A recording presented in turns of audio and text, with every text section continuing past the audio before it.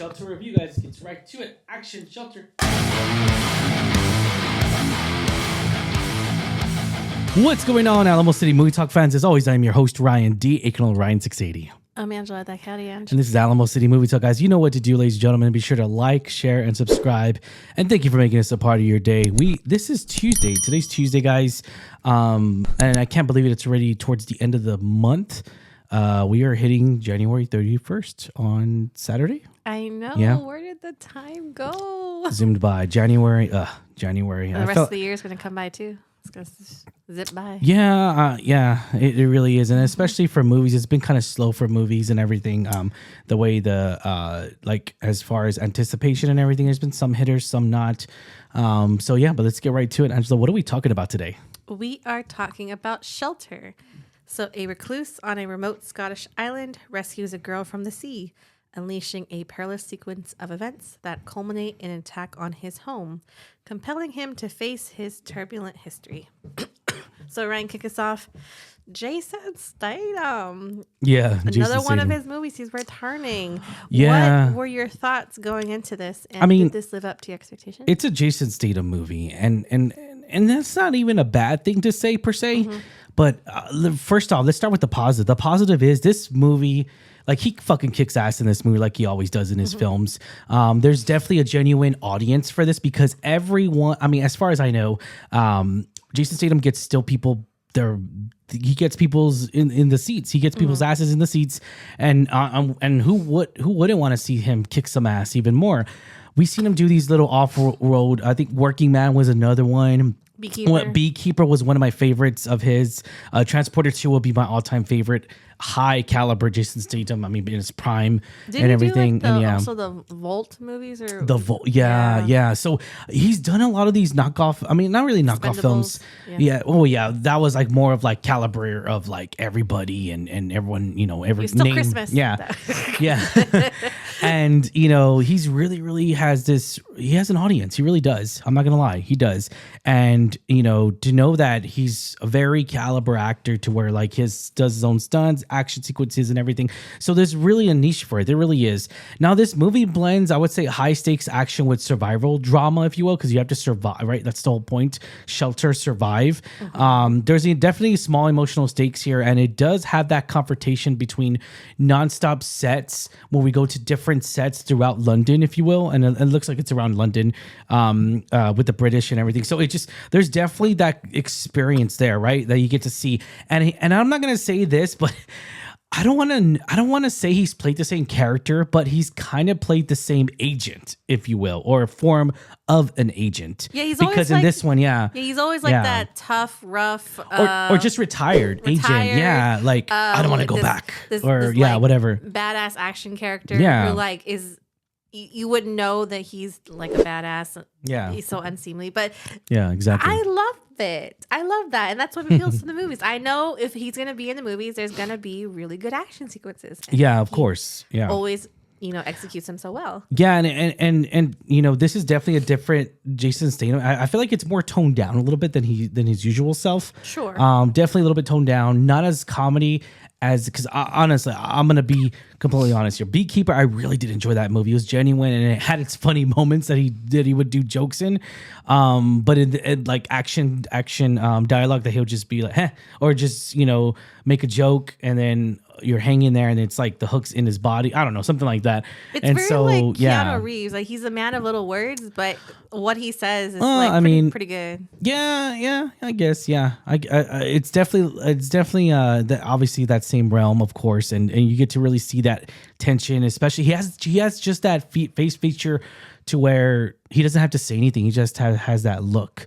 And I feel like he has that tough, gruff look, and he always has that. Like I said, he's really good at these roles that we're following his story of another new character here, and it's just the same person over and over. And in reality, I feel like that. Here's the thing: when you're so good at being the same kind of agent, not character, same kind of agent, but just different agents. In my point of view, that's me saying it. In different agents, in different. What I mean by different agents, I mean by different movies. I feel like that he really, really does very well, and he shows us something a little bit different, and I like that. I really enjoy that.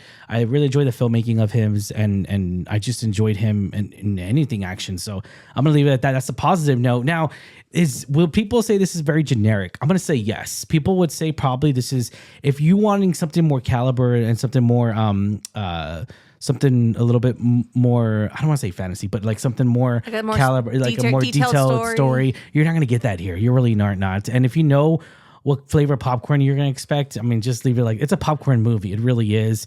And I'm going to say this as well. You know, it's definitely a realistic action here and suspense, aiming for that slow burner movie, because the first 20 minutes, it's very, very kind of slow, and I just didn't know where it was going to go. Yeah, like where he's at now. Even the setup wasn't explaining it, so I was just like very annoyed at that, and then it picked up right away. It's like, oh, okay, cool, nice, finally. Because so that's just my review and everything. But Angela, what did you think of this movie?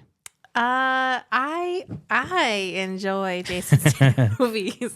Yeah. Fact check me if you will. Wikipedia says films in which he has appeared have grossed over 8.5 billion worldwide. There you go. As of 2017, which is crazy. Yeah. But again, like you say, seeing his name gets people in the seats. Yeah, it does. And again, I think everyone kind of expects the same kind of character, like you say, character type, if you will, in his films. He does it so well, and I could never get tired of that character from him. I want to see him more. You know, he's 58. Wow, he's almost 60. Yeah. That's crazy. And still move the way he does. Damn. I know, he's still in shape, still got the moves. Yep. Like I said, his scenes, the action sequences are really well done. Never boring, never a dull moment with him.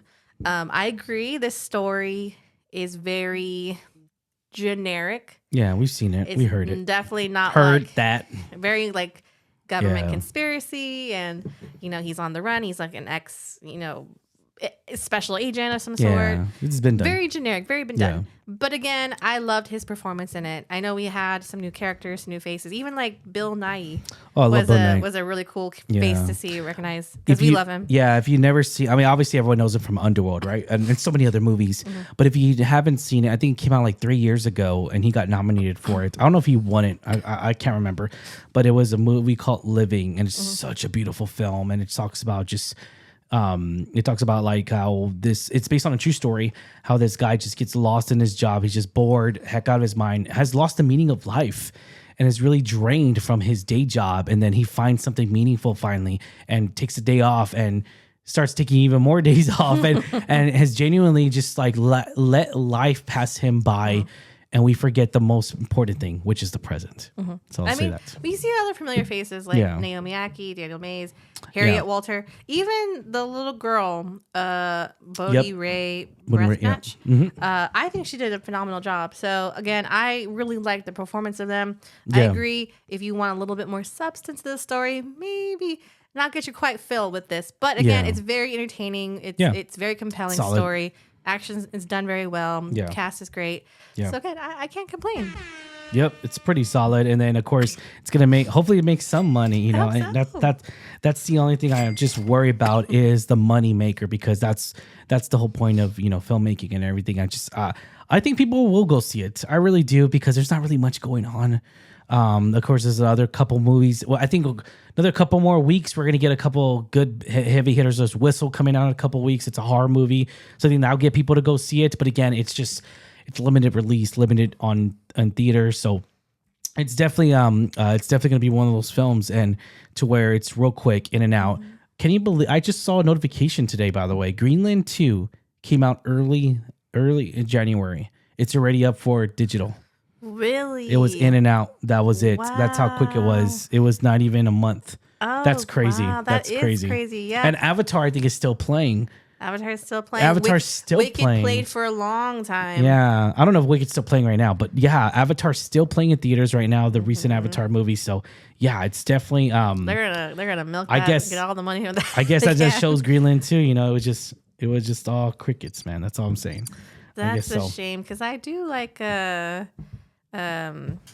Butler. Yeah, I do really like him. He's really good. We didn't get a chance to see it. If you had a chance to check out our review, it wasn't us. It was actually Lex who went to go see it. So go check out that movie review, guys, if you haven't already. But yeah, all right. Well, let's go to ratings, Angela. What are you give this rating?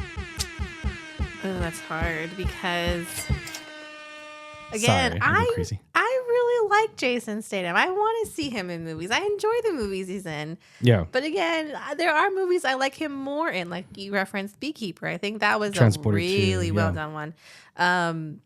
Gosh, I would say a solid like 6.5. Oh wow, that's pretty good. That's Because that's again, actually pretty good. Because again, I pretty really good. like the action. I really like him in it. I Yeah, really like okay. what he does. His characters do. He's Yeah. never a miss for me. Was the story a little more on like the vague side, and I wanted more? Sure. Yeah. But again, I think, like I said, it kept my interest. I was very thoroughly entertained, and Okay. I would recommend people see it. Yeah, no, yeah, I'm gonna have to give this a solid. I'm gonna do 5 out of 10. So it's still a little bit above average. You know, I think it's still a good rating and everything. It's definitely when it gets 5 and under, that's when it gets little crickets here and there. When it's 5 and under, or when it's lower than 5, that's when it gets little crickets. But anyways, yeah, it's a really solid movie. You know, there's definitely a tad bit difference here, but it's pretty much the same movie. But again, though, that's why I like Jason Statham, because I love his films. Yeah. Transporter 2 is my all-time high for him. Of course, I'm pretty sure I can't think of any more movies, but there's plenty of films that he's been in that's really, really exceeded my expectations. And so, yeah, I remember seeing Transporter 2 very young age, and it was really good. And then, of course, The Beekeeper's a recent one. I really enjoyed that movie. I guess because before seeing that film, I really didn't have any expectation. I was just like, oh, okay, let's just see how it is. It ended up being a really good, solid movie, and I think they're making a second one, even if I'm not mistaken. But, The only thing with those is that I just hope it just carries the same magic. And I guess as you always say, if you're not, you can always see the first one. Yeah, exactly. Yeah. So, oh yeah, I'm sorry. Yes, there is. Let me correct myself. There is technically a Beekeeper 2 coming out. Sequel details is officially happening. The Beekeeper 2 2027.